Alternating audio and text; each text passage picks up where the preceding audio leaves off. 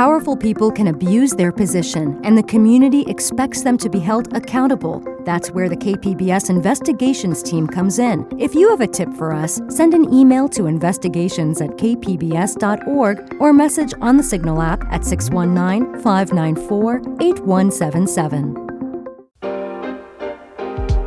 Hey there, San Diego. It's time for KPBS Roundtable. I'm Jade Hindman.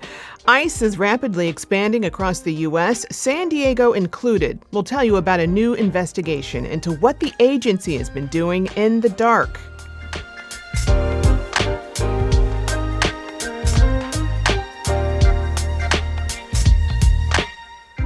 Also on the show, the city's recent push to ticket people living in their cars is met with opposition, plus a Valentine's Day preview of LoveLitCon.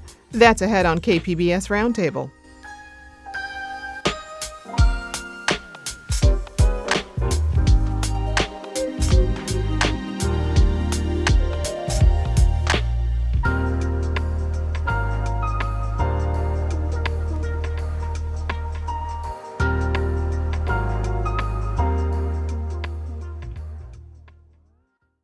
So much to talk about on this Friday.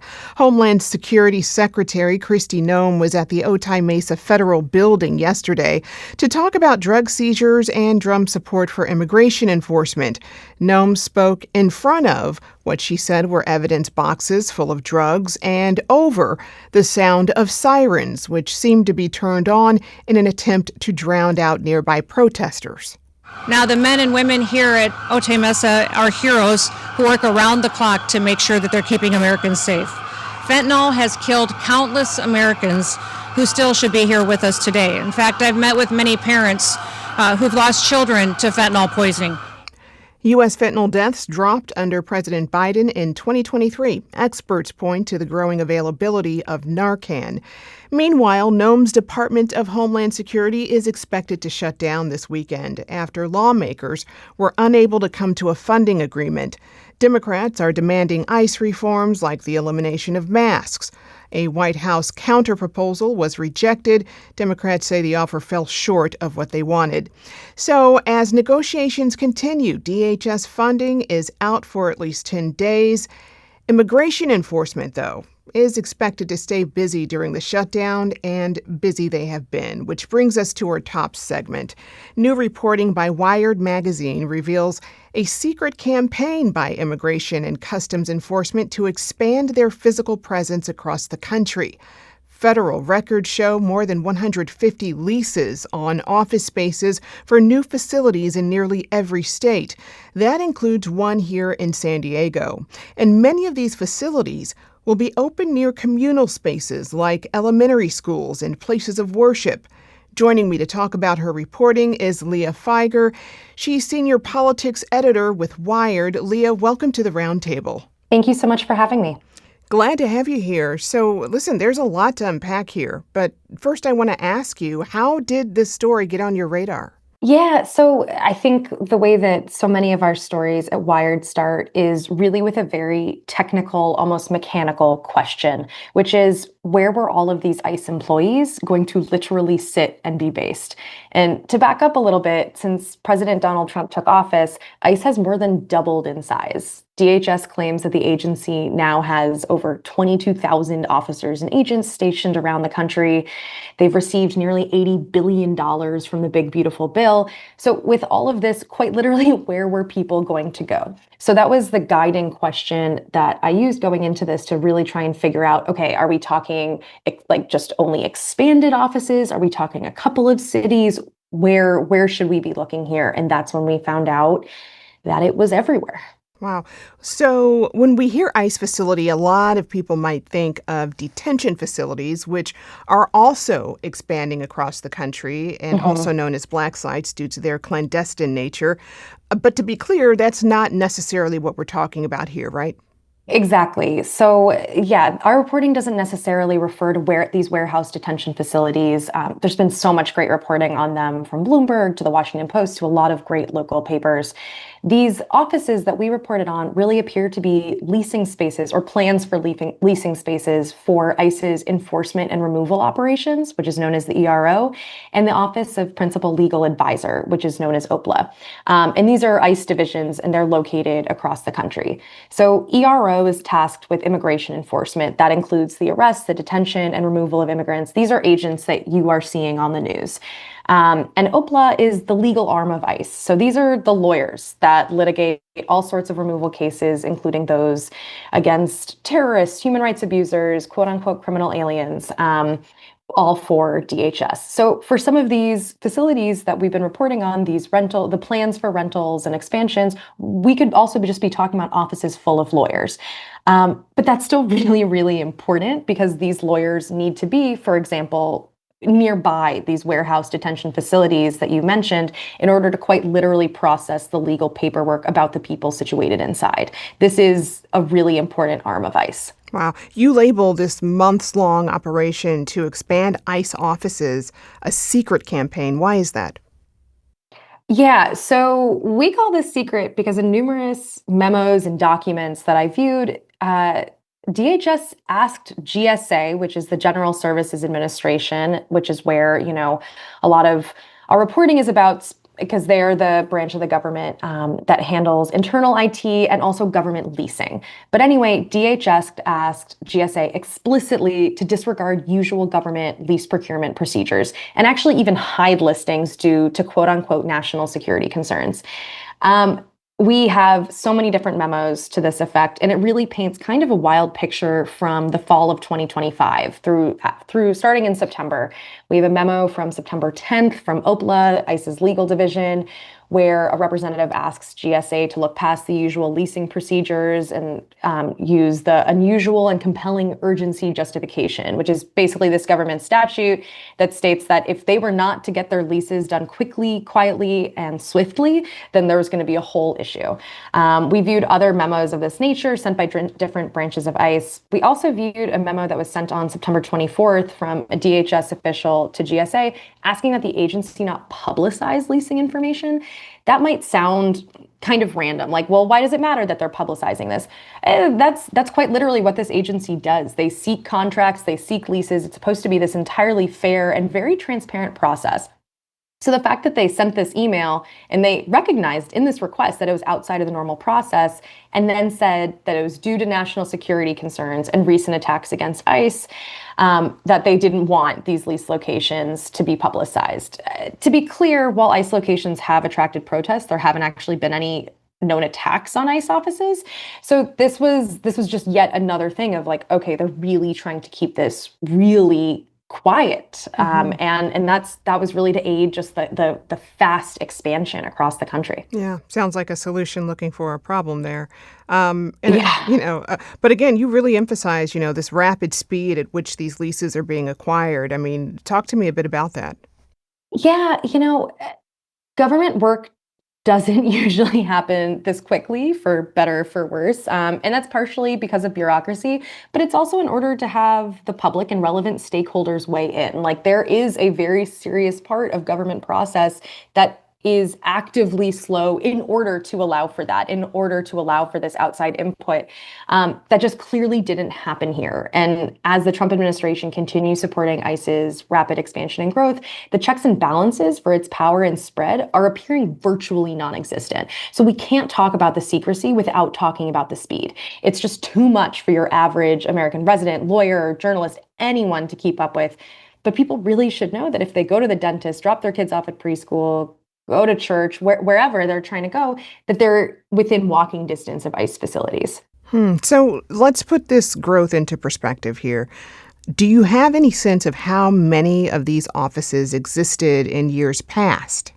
So that's a great question. We don't have exact numbers on all ICE offices, and we mentioned in our reporting that some of these locations we're talking about, the plans are actually with regards to expansion, so expansion of different offices. But while we don't have the exact numbers on all of these, I can say that ERO, the division that I mentioned earlier, that's tasked with immigration enforcement, including the arrest, detention, and removal, they previously operated out of only 25 field offices in the US. So we're looking at an entirely different ballgame now. I want to talk about where these offices will be. You report that these facilities will be placed near sensitive locations, communal spaces, like elementary schools and places of worship. What are some examples that stand out to you beyond that? Gosh, this is, like, how long do you have? Can I just read my entire list? It was shocking. It was shocking. I'm looking up these addresses and I'm like, wait, what are you talking about? Can you actually do that? Can you put an office next to a preschool without telling everyone? In Irvine, California, ICE appears to be moving into offices next to a childcare agency. In New York, ICE is moving into offices on Long Island that's near an expedited passport center. In a really wealthy community near Houston, I was honestly kind of surprised to see. I was surprised to see all of these, but this one stood out as well. ICE appears poised to move into an office building that's blocks away from a preschool, a really Tony area. In Philadelphia, for example, ICE is going to be sharing office space with the DMV. So where anyone is going to get their driver's license, they might be encountering ICE officers of some kind. These are all places that regular people go to on a day-to-day basis with no expectation that they'll be interacting with ICE agents, officers, lawyers, no expectation that they should be carrying any sort of paperwork that designates their status in this country, or no expectation that they might not be going home after going on this walk. It's mind-boggling to me that the government's trying to keep this secret. Wow. Well, some of these facilities will actually be sharing, again, office space with other entities. You mentioned the DMV. Any other offices? Yeah, we have a couple of one. We reported about, places sharing with drug enforcement agencies, and in San Diego, your city, that ICE's planned location at the Edward J. Schwartz Courthouse building. This is happening all over the country. We kept coming across where it was like maybe ICE would have already been there. For example, the Rosa Parks federal building in Detroit, but now they appear to be expanding. So it's every single location we had. There was either a presence or appeared to be plans for further presence. There'd already been protests in communities with regards to ICE and ICE treatment. It's just so widespread. Wow, and that San Diego building, the Edward J. Schwartz Courthouse and Federal Building, it's the same place where we've seen reports of people being held in the basement. And, our legislators can't seem to get in there to tour the place, to see what's happening. What does all of that signal to you? Yeah, California is in a bit of a unique situation right now. What it means for California could be something that Wired has actually reported before. A few weeks ago, my colleague McKenna Kelly and I reported that the Trump administration was eyeing New York and California as follow-up locations post-Minnesota for fraud investigations. And just as a reminder for anyone listening, fraud investigations were really what precipitated ICE's incursion into Minneapolis and St. Paul. And so over the last few weeks, we've been watching as more and more right-wing influencers have been coming to California and alleging fraud. And it's not just been right-wing influencers. It's been like Mehmet Oz, the reality TV star turned head of CMS within HHS, in charge of America's health systems, along with RFK. So we don't know exactly what's coming, especially with regards to California, but the fact that there have been so many expansions of ICE offices in the state, which is something we put in our article, is something that I'm keeping a really, really close eye on. Wow. There's also some 100 planned ICE locations that are actually not included on your list. Is it safe to say there's more to come? Yes. Simply, this is the first and hopefully a few pieces we're going to do on this. And all of this information is really happening in real time. That's something that I very much want to get across. As we mentioned in our story, it was plans as of January, and that's changing constantly. And with this administration and the way that DHS is spreading across the country, it's hard to say what, from now till next week, how many more leases will they have? I don't know. Wow. Well, what's been the reaction to this reporting? In spite of that, like what motivates you to continue this work? Yeah, well, I've gotten a lot of very fun emails, and by that I mean people very angry at me Oh, boy. for doing this reporting, but I have loved every single one, printing them out. Um, but the better part of that has actually been a lot of local journalists reaching out to me to try and figure out how to keep an eye on these new plans for ICE facilities and offices in their towns and cities. I can't reveal too much about how I got all of my information, but I have been working with and talking to a number of local journalists about how they can be going about it themselves as well. So I'm just happy that there are more eyes on this. There need to be more eyes on this, which that's my entire motivation here. Our contract with the government is that we pay our taxes and they tell us what they're up to. And that step is missing. It is so missing right now. There is no transparency, there is no accountability. And if I'm able to help fill in that gap, just to tell people that if they're going to, like I said, if they're going to go to the dentist, if they're going to drop their kids off at school, if they're going to be driving down a certain street, they need to know who their neighbors are. That's it. That's the social contract. And that's why so many people have moved here and want to live here and vice versa. But that's not the situation on the ground right now. So send those fun emails, my readers who really hate what we're doing. But I'm not going anywhere, and neither is Wired. It is certainly important work. Since that social contract has been broken, I mean, what do these findings tell you about the nature of ICE's expansion across the U.S.? Tom Homan, the White House's border czar, said that ICE would be concluding its Operation Metro Surge in Minnesota. There's been a lot of really excited, breathless coverage of this statement. But our reporting has shown that even if they leave Minneapolis, even if that actually happens, that doesn't mean that they're leaving the US. According to our reporting, ICE is looking at locations virtually everywhere in this country, in virtually every single state, outside of pretty much every single metropolitan area. This all tells us that the nature of ICE's expansion and future plans is that they're ongoing. They are so aggressively ongoing and something that we can't look away from for even a moment. I've been speaking with Leah Feiger. She's senior politics editor with Wired. Leah, thank you so much and congratulations on this important reporting. Thank you so much for having me. And I should note that while legislators had trouble getting into the Edward J. Schwartz Courthouse and federal building, some were eventually let in. When we come back, hear about opposition as the city tickets people living in their cars. You are listening to KPBS Roundtable.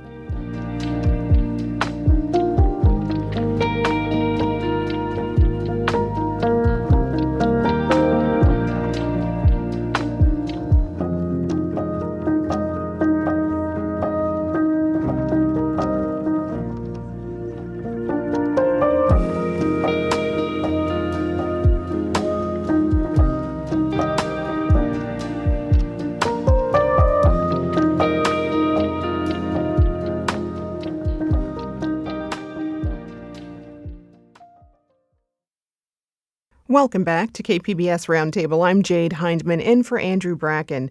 San Diegans living in RVs have been surprised to recently find tickets on their vehicles.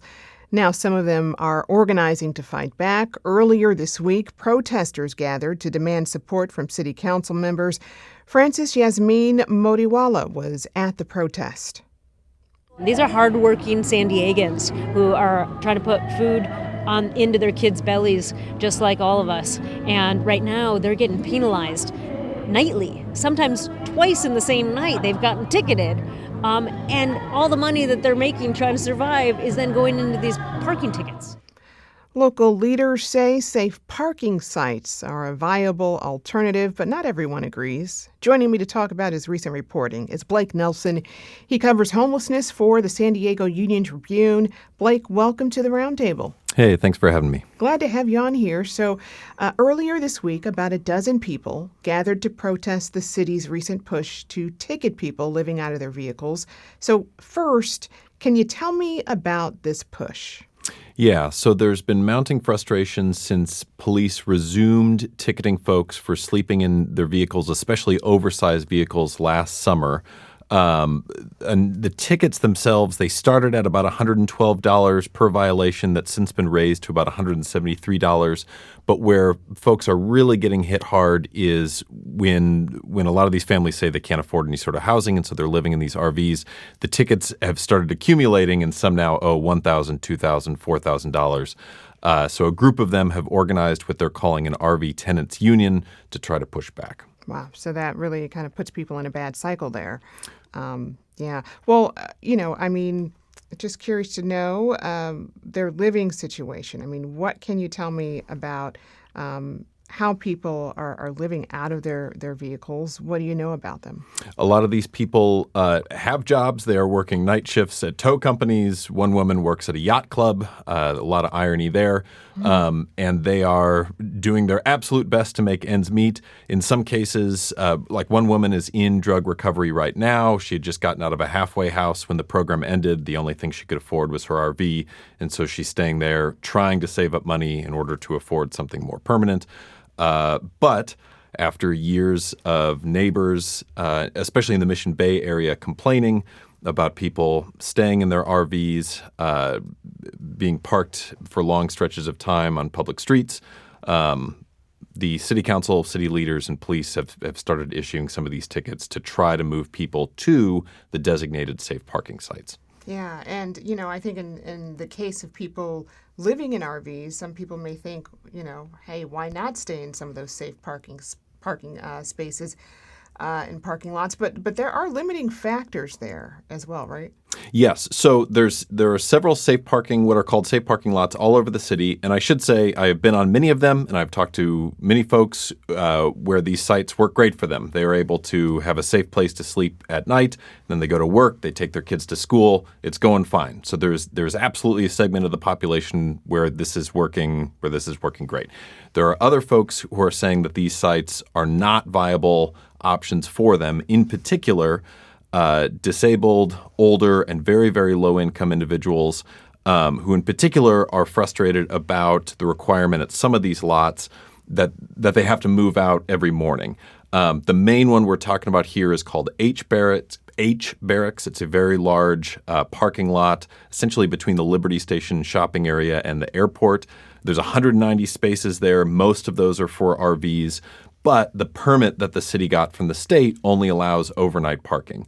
And so some people who have very limited incomes are saying, I can't pay the gas to move on and off every single day. Yeah. Oh, what about like an RV park, which is, designated for vehicles like that?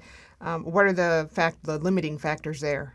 I think a lot of it is if you do have to move, I think there are issues with medical conditions that make it hard for people to move around at all.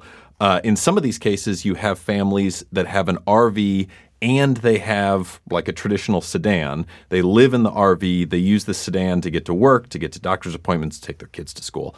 And it's some of these sites will allow the RV, but they don't allow the other car too. And so that can be another issue.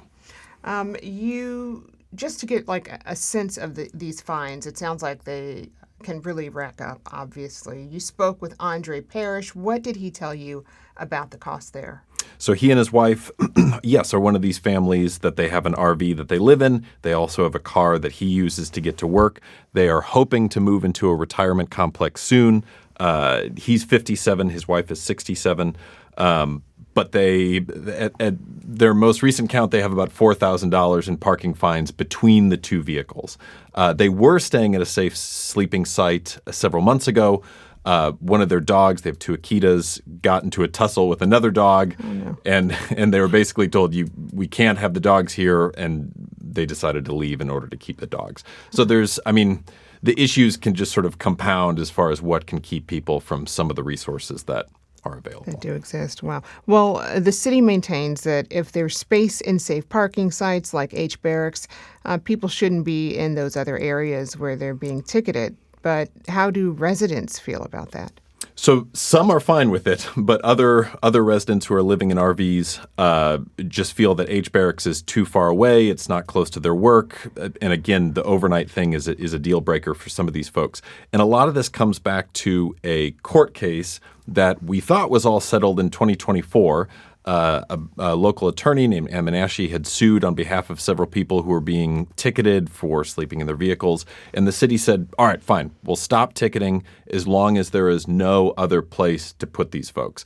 But once the H Barracks site by the airport opened up last year, around May or so, the city resumed tickets. And so now those two sides are back in court arguing over whether H Barracks is a viable alternative under the terms of that settlement. And the H Barracks are not open around the clock? Correct. The H Barracks site, you would have to be out by 7 a.m. every morning. So what's stopping them from making them round the clock? It seems like that would be a good solution. I think there are two issues. One is the permit that the city of San Diego got from the California Coastal Commission limits it to overnight parking. Potentially, you could go back and try to amend that permit. But also, the city is not exactly rolling in cash right now, and these sites cost money to operate. And it's been clear for a long time that the amount of homeless services that are available right now is probably what San Diego is going to be stuck with, at least for the foreseeable future, because we are in a cash crunch. All right. So I'd ask, if they considered going to the state to see if they can change the permits, but it sounds like even if they could, it might not be something they can afford to do. That may be at play here. All right. Well, what's next for this newly formed group, the RV Tenants Union? What are their goals? Their goals at this point primarily will be lobbying city leaders to at least relax some of these parking requirements or potentially roll back the fine limits. That, I think the bigger thing that could happen in the short term is if a judge weighs in and agrees with Menashe's law firm, that H Barracks is not a viable alternative. There's been no ruling yet. The city attorney's office and some of these RV dwellers are still going back and forth in court. So that's what we're waiting on right now. While I've got you here, I also want to zoom out and look at more of your recent reporting on homelessness, because you wrote a piece about how the city is weighing a new approach for shelter requests. Tell me about that. Yeah, so for a long time now, there has been nowhere near enough traditional shelter beds for everybody asking. That has been the case for years. Things have gotten particularly bad since last July. Which is when the city of San Diego got permission from the state to start clearing encampments on state-owned land, which primarily means freeway on and off ramps, the areas right by highways. There are for example, between July and November of last year, people asked for shelter 12,275 times, but only about 1,200 of those succeeded. So about 9 out of every 10 requests for shelter fail.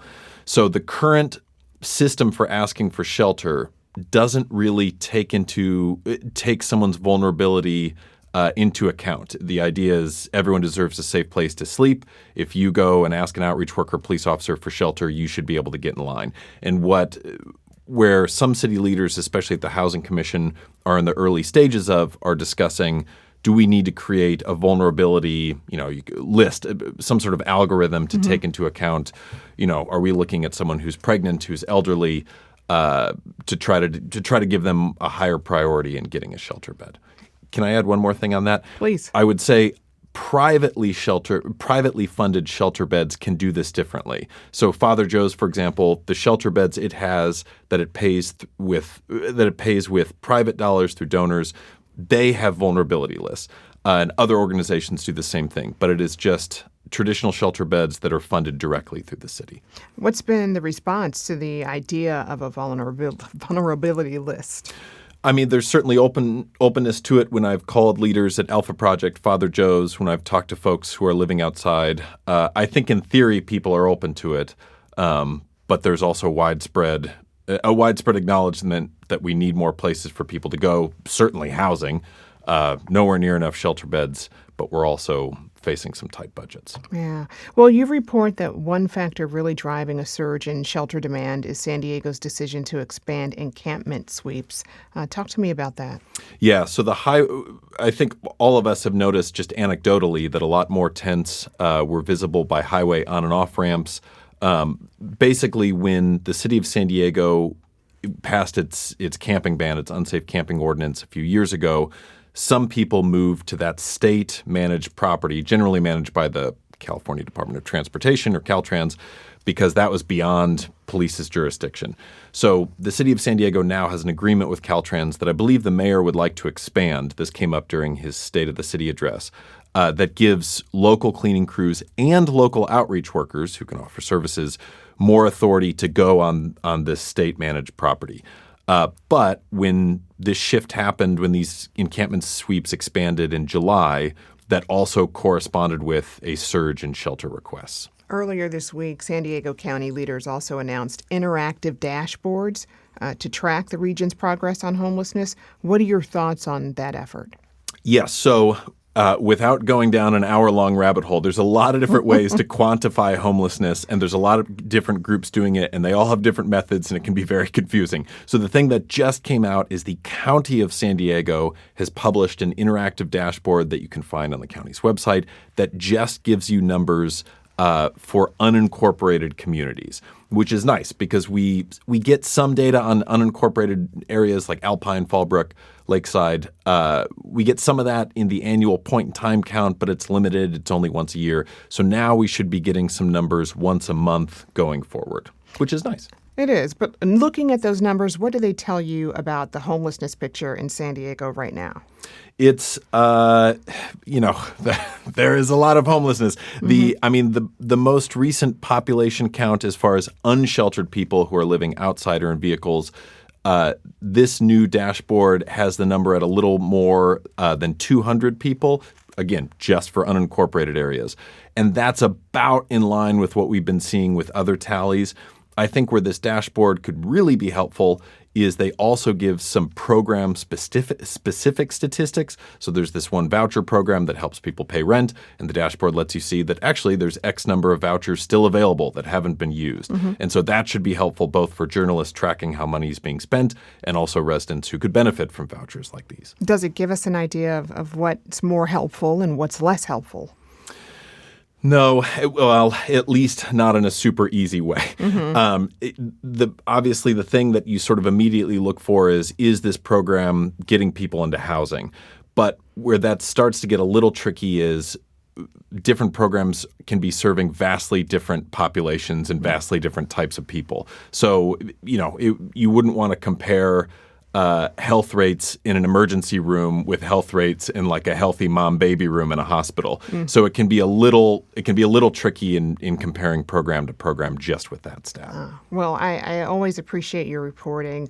I've been speaking with Blake Nelson. He covers homelessness for the San Diego Union Tribune. Blake, thank you so much. Thank you for having me.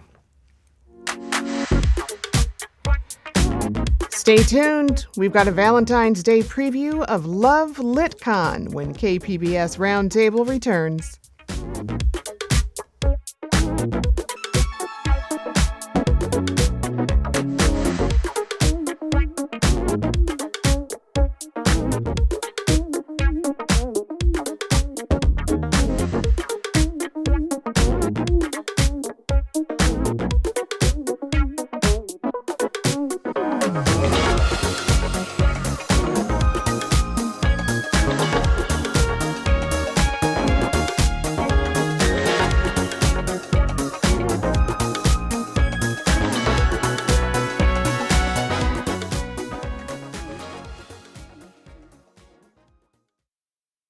Welcome back. You're listening to KPBS Roundtable. I'm Jade Hindman in for Andrew Bracken. So love is in the air this Valentine's Day weekend. Romance readers in particular are in for a treat. Starting today, a big romance author convention will be in town, and it's called LoveLitCon.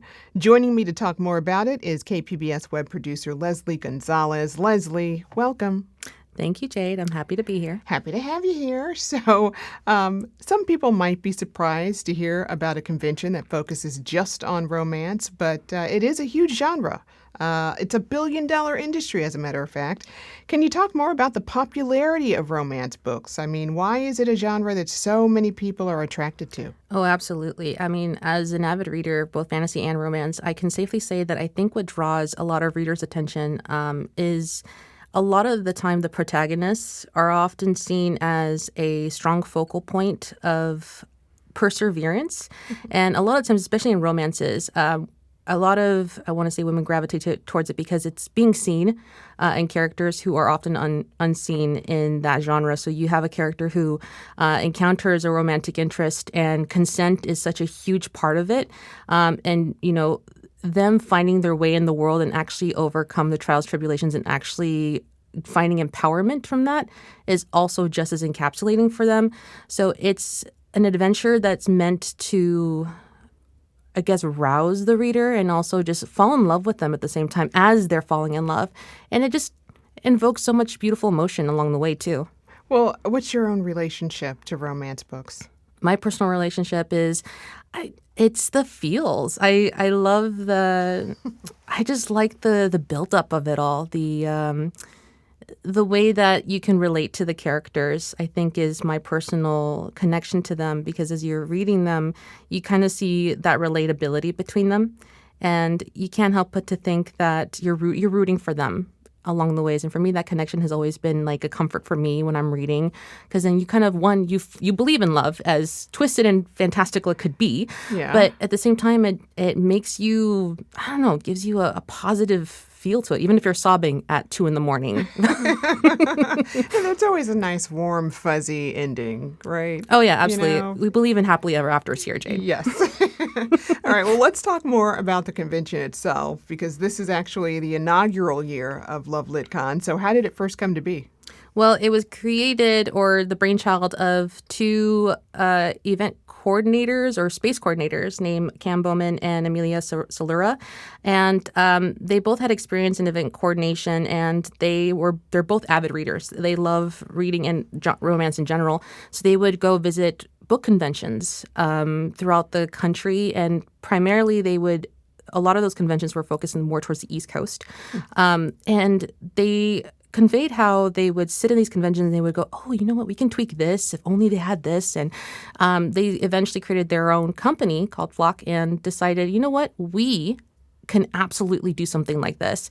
And why not bring it to the West Coast? Mm-hmm. And all of a sudden, LoveLitCon was born, and they thought, you know what, this would be such a great outlet for people who can't go across the country. Yeah. You know, and why not have it here in the West Coast, specifically San Diego? Why specifically San Diego? They're both SoCal girlies, as they call themselves. Oh, okay. They're both from the West Coast, both from California, and I believe Cam Bowman lives here in San Diego. And they said they love the environment. They love that it's such a scenic place to be, and they just have a fondness for the area in general. Yeah. Well, and aside from that, they got a lot of interest from authors, vendors, artists. Talk to me about that. Okay, so they told me that I think over 1,000 authors applied to be a part of this event, and they were just overwhelmed and shocked in the best way possible.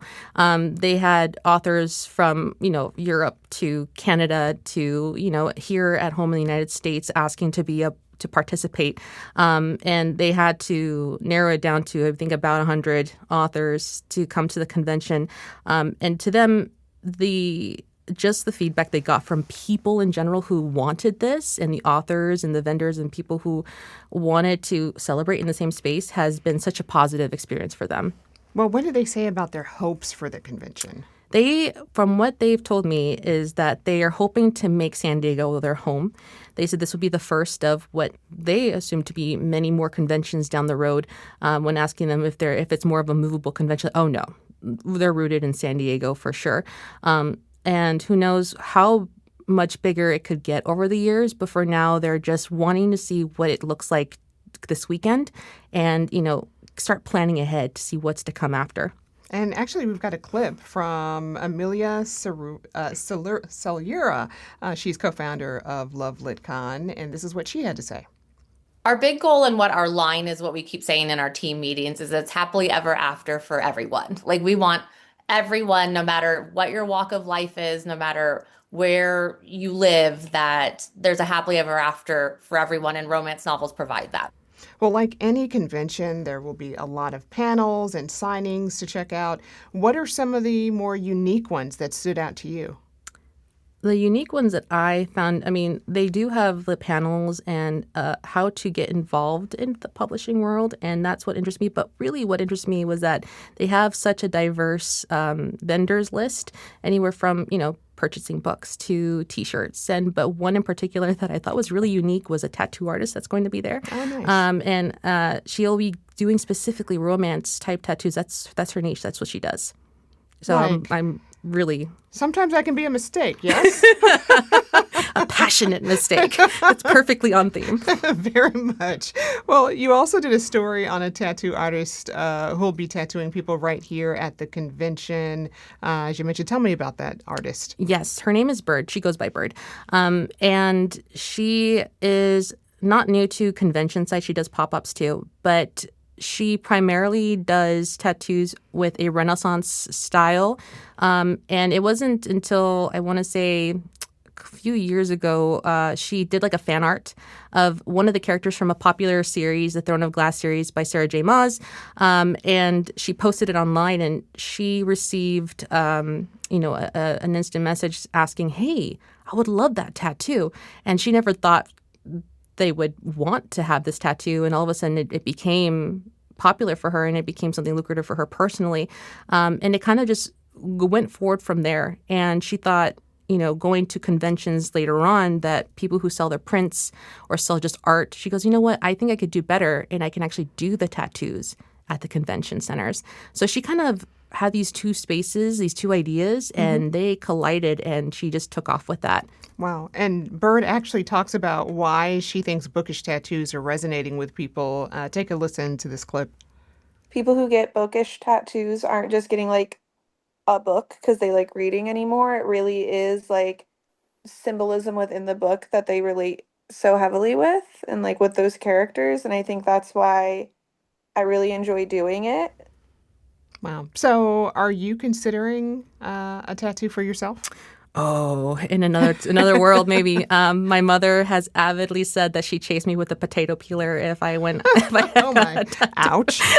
But honestly, if I were to partake, there's actually a phrase that I really wanted to have, and it's called "You do not yield." And it's a phrase, an empowering phrase to the main character of the Throne of Glass series. And she's in this place of torture, and it's hard for her, but the phrase over and over in that moment of just pain is "you do not yield." And it just gives you chills. For those who know, they know. Yeah. But that's the primary tattoo I probably would have gone for. I approve of that. Yeah. There'll be no potato peeler with me. No potato peelers. All right. Well, San Diego has become this hub for romance. I mean, we've got Meet Cute, which is a romance-focused bookstore. There are also plenty of authors here. What's your take on San Diego's romance scene and community? Oh, man, I think that it's such a cool, blossoming community. I am a big fan of Meet Cute, the bookstore. I think I've been there a couple times and actually did a couple stories of events that they did there. My hot take is that it's a growing place. It's a growing community. And I think anyone who you meet who is a part of that has always just been so kind and has always been so inclusive. And the beautiful thing about romance is that romance can touch anybody. It doesn't matter, what walk of life you're from. It encompasses all. And that just makes it so much better. And then when you meet these people who are not ashamed to admit, what they prefer or what they want to read, it just seems like a breath of fresh air.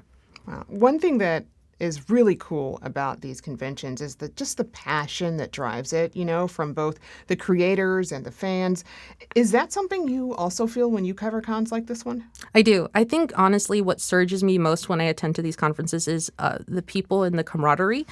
You go there and, you're timid because you don't quite know what to expect, and how people will take you specifically with your specific taste in reading. Are they going to have a what are they going to say to me? it's all in your head. But when you get there, you see people dressed up like, whether they're wearing elf ears and ball gowns or if they're wearing, some sort of, intricate leather garb or something. And you go, these are my people. Why was I so afraid? Feeling at home. Yeah, absolutely. I understand. So you will be at home. You'll be there today and tomorrow. What else are you looking at covering? Personally, I'm really into figuring out what that tattoo artist is going to do. I mean, that's my main focus for that particular event, and also wanting to see the book merchandise too. I'm probably going to go home with a cartoonish, stack of books. That's my main goal, is to see what's out there, and I'm hoping to find previews of something new and up and coming. Maybe taking home a couple of arcs or galleys of previews of books that are to come out.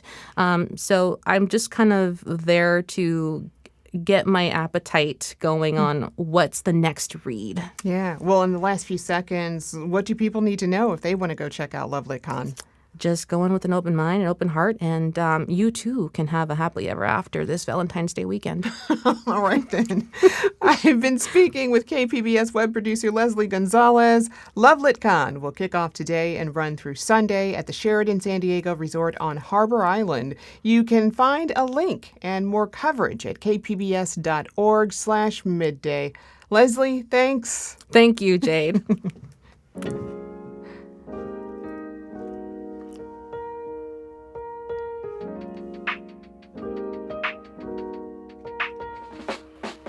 That'll do it for this week's Roundtable. Thanks for listening. You can listen to the show anytime as a podcast. If you want to support the show, you can also leave us a review as well. KPBS Roundtable airs on KPBS FM at noon on Fridays and again Sundays at 6 a.m. If you have any thoughts on today's show, you can email us at roundtable@kpbs.org. You can also leave us a message at 619-452-0228. Roundtable's technical producer is Brandon Trufa. The show was produced by Ashley Rush and Juliana Domingo. Brooke Ruth is Roundtable's senior producer, and I'm Jade Hindman in for Andrew Bracken. Have a great weekend, everyone.